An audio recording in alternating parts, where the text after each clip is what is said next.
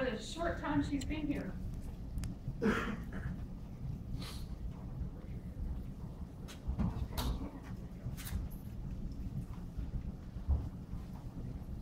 Okay.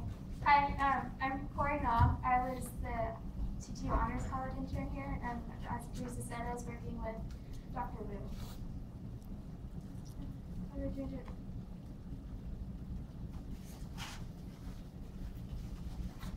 Okay, so just a little bit about some background. So HER2 positive breast cancer is a subtype of breast cancer that expresses the protein called human receptor 2, and that causes the cancer to divide and grow much more quickly and rapidly than normal.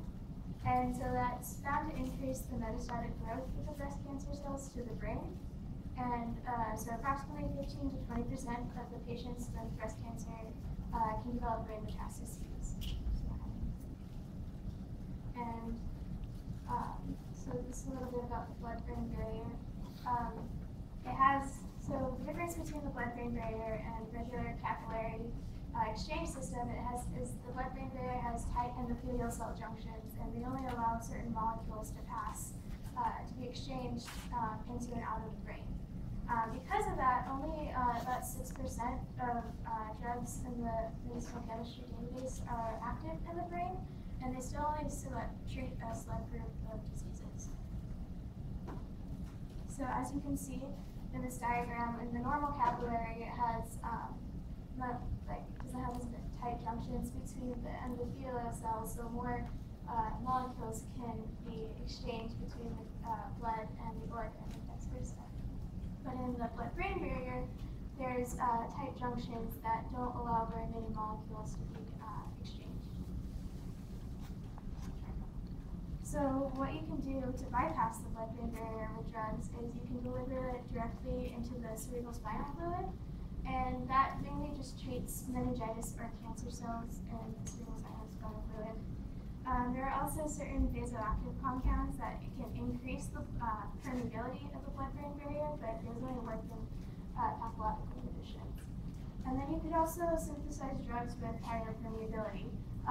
For example, you can make them more lipid soluble, and a good example of that is heroin and morphine. The difference between those is heroin has two acetyl groups that is more lipid soluble, so it can enter the brain more quickly and has more intense effects than morphine. And then you can also synthesize drugs with a smaller molecular weight, like an nanoparticle. Okay, so the current treatment available for treating these brain metastases, one option is surgery, but that can be pretty invasive since there is often an instance where there's more than one metastases in the brain, which might get a little tricky. Another option is radiation, and you can do that with whole brain radiation therapy. That has some negative side effects associated with it. And there have been some drugs that have been tested, and but not much has been really shown to do that. Okay, so this is starting with kind of what I did with the help of the grad students in my lab. So we started with cell culture, and we used the SKPF3 cell lines grown in the incubator. And we had to use serum free media on the last passage when we were getting ready for it, because if you use serum in the culture, the mice could have an immune response. And then we had to count the cells with the hemocytometer so that we could get the right concentration for the injection into the mice, which is 500,000 cells per microgram. And then, actually I didn't do this because I'm not on the animal protocol, so I can't, but this is the injection into the brain, and the mice had to be anesthetized and placed on the stage so that they could, and placed so that when the needle goes in, there's no movement, so that there's no damaging effects with the brain. And then the needle is used to slowly inject the tumor cells so that they can spread out from the brain. So there's two different treatment groups. One was given oral ipatinib, and the other was given an ipatinib nanoemulsion injection, which they should be working better to get access into the brain.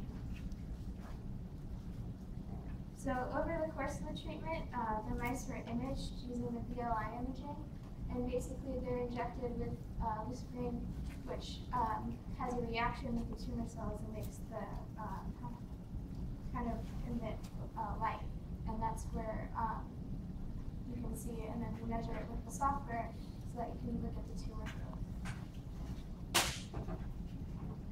And so this is some of the data that was collected over 15 days.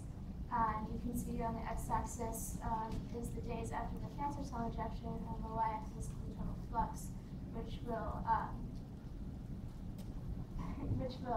show you how much the tumor is growing. Okay, so after treatment, the mice were sacrificed, and the brains were extracted and flash frozen, so that they could be sliced with this cryostat slicing machine so that we could put them on slides and do testing for them to look at the tumor in more depth. And then we did the crystal violet staining, which basically means that the crystal violet will dye, first will dye the whole tissue, and then when you dip it into alcohol and take it away, the rest of the brain, the crystal violet comes off, but it stains the tumor so that you can see it more clearly. And then on the left, you can see that this mouse had the lapatinib oral dose, and on the right, you can see that that mouse had the lapatinib nano-emulsion injection, and you can see a good difference between the tumor size there, which kind of indicates that it's working. Since this was only everyone's only here for 6 weeks, there's still some ongoing processes that are happening. The tunnel staining, which detects the DNA breakage and gives us more an accurate look at the tumor, see if the drug is working. And then we also have mice that were injected with subcutaneous tumors so that we can compare them to the intracranial group. So yeah, and my acknowledgements. I'd like to thank Dr. Liu and Tanvir and Sujit and Amir for helping me in the lab, basically. And thank you, and welcome.